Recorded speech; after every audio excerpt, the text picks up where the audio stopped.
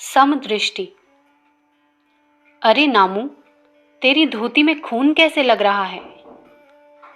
यह तो माँ, मैंने कुल्हाड़ी से पग को छील कर देखा था। माँ ने धोती उठाकर देखा। पैर में एक जगह की चमड़ी मांस सहित छील दी गई है। नामदेव तो ऐसे चल रहा था मानो उसको कुछ हुआ ही नहीं। माँ ने फिर पूछा, नामू, तू बड़ा मूर्ख है। कोई अपने पैर पर भी कुल्हाड़ी चलाया करता है। पैर टूट जाए तो लंगड़ा होना पड़े, घाव पक जाए या सड़ जाए तो पैर कटवाने की नौबत आवे, तब पेड़ को भी कुल्हाड़ी से चोट लगनी चाहिए। उस दिन तेरे कहने से मैं पलास के पेड़ पर कुल्हाड़ी चलाकर उसकी छाल उतार लाया था। मेरे मन में आई कि अपने पैर की छाल भी उतार कर देखूं, मुझे कैसी लगती है। पलास के पेड़ को कुछ हुआ होगा, यही जानने के लिए मैंने ऐसा किया है माँ। नामदेव की माँ को याद आया कि मैंने नामू को उस दिन काढ़े के लिए पलास की छाल लाने भेजा था। माँ रो पड़ी।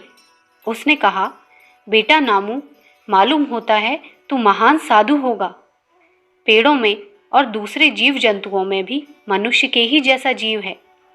अपने चोट लगने पर दुख होता है, वैसा ही उनको भी होता है। बड़ा होने पर यही नामू प्रसिद्ध भक्त नामदेव हुए। अखंड ज्योति, जनवरी सन 1941, पृष्ठ संख्या 27।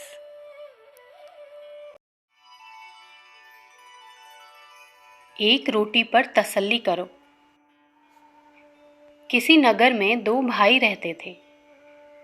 उनमें से एक राज दरबार में नौकर था, दूसरा अपने हाथ से स्वतंत्र मेहनत करके रोटी कमाता और पेट भरता था। जो राज दरबार में नौकर था वह अमीर हो गया। उसके घर में सोने की अशर्फियां और चांदी के बर्तन जमा थे। कीमती जेवर और जवाहरातों से कोठरियां भरी हुई थी। ऐशो आराम के सभी सामान उसके यहाँ मौजूद थे।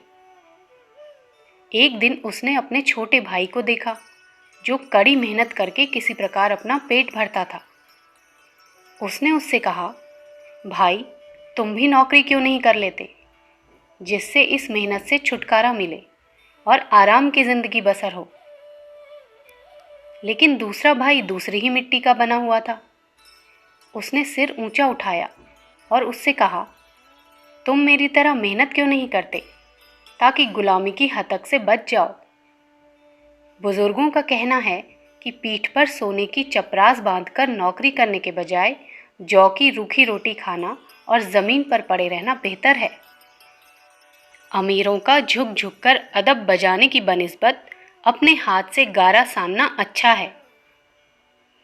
हमारी बेशकीमती जिंदगी यह सोचते सोचते व्यतीत हो जाती है कि गर्मी में क्या खाएंगे और जाड़े में क्या पहनेंगे।